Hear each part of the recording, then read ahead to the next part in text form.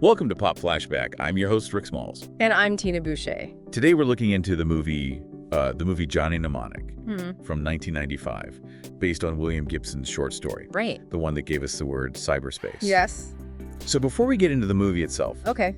Maybe we should talk about cyberpunk a little bit, Sure. for folks who may not be familiar. So cyberpunk, imagine a future where technology has just exploded and advanced, but society hasn't really caught up. Okay. It's a future filled with megacorporations with tons of power and artificial intelligence that makes you question what consciousness even is, and this digital realm that has become inescapable. So not your typical utopian future. No, not at all. It's definitely got more of a gritty dystopian vibe. Exactly. And William Gibson is considered one of the pioneers of this whole genre. He's the one who coined the term cyberspace back in his 1982 short story Burning Chrome. But it was his 1984 novel Neuromancer that really seemed to put cyberpunk on the map.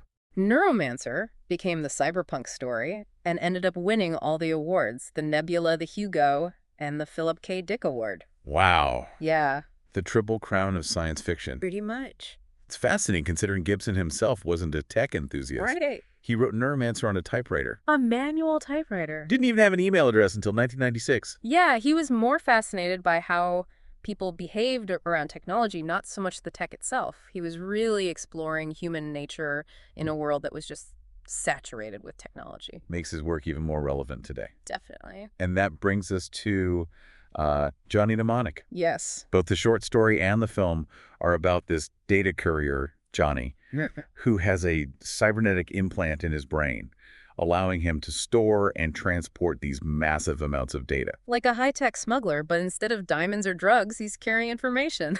The most valuable commodity in Gibson's world. And of course, things don't go smoothly for Johnny. Never. He gets caught up in corporate espionage, Yakuza assassins, Oh, yeah. all sorts of shady characters. Classic cyberpunk. So the film has that classic cyberpunk blend high-tech action, gritty social commentary. But did it live up to the hype of Gibson's writing?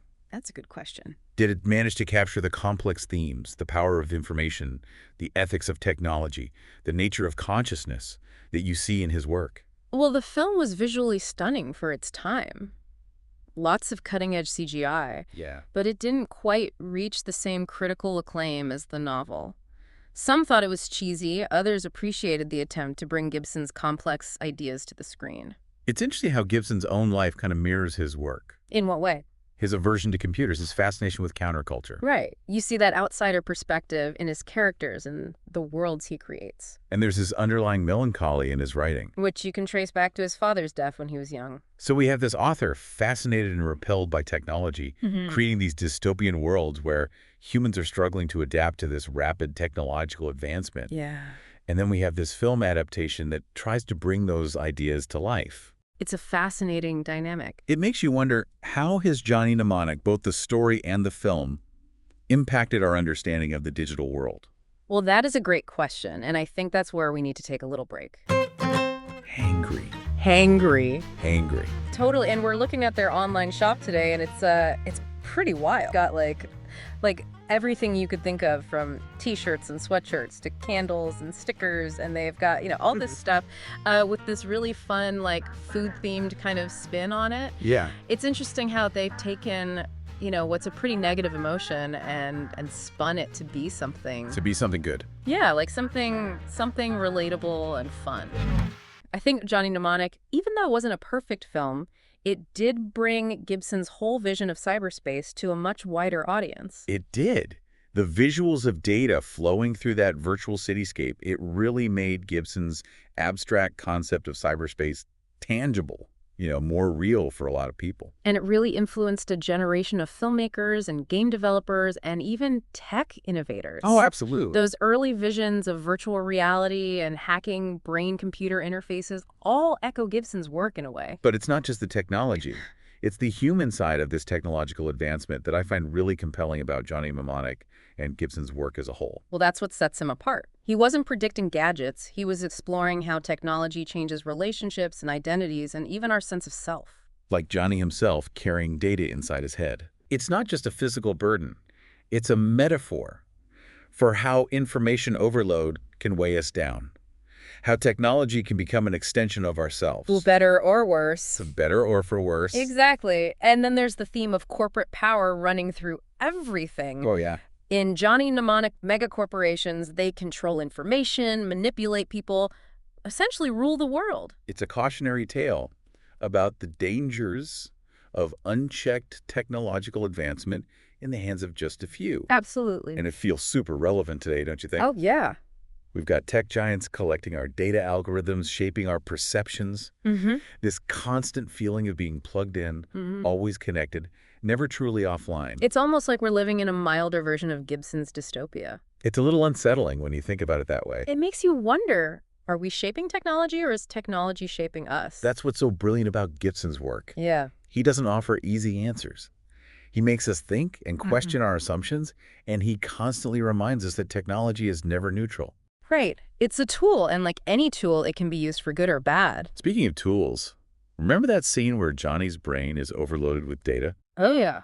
That's not just an action sequence. No. It's Gibson making us think about the limits of our minds in a digital age. What happens when we push ourselves too far? Exactly. Yeah. What are the ethical implications of augmenting our brains with technology? And that question has become even more relevant now with things like Neuralink, Elon Musk's company that's developing brain-computer interfaces. It's like Gibson's fiction is becoming reality. Right in front of our eyes. Yeah. And it all goes back to Johnny Mnemonic. It may not have been a critical darling, but it did help popularize these ideas, plant these seeds in our imagination, and now decades later we're grappling with the very questions Gibson was raising way back then. So what does this all mean for us today? What can we learn from Johnny Mnemonic and Gibson's work? I think the key takeaway is that we need to be mindful of technology's influence, Yeah. On ourselves and society as a whole. We need to think critically and question everything and make sure technology serves humanity, not just corporations or governments. And maybe, just maybe, by talking about these things and acknowledging how complex our relationship with technology is, we can navigate this digital world in a way that's empowering and humane. Exactly. We have this opportunity to learn from Gibson's vision and anticipate the pitfalls and shape a future where technology enhances our lives without, eroding our humanity. It's not about rejecting technology. It's about finding a balance, a sweet spot where technology serves us and not the other way around. So for all our listeners out there, we'd love to hear what you think. Did you see Johnny Mnemonic back in '95? Does it hold up today?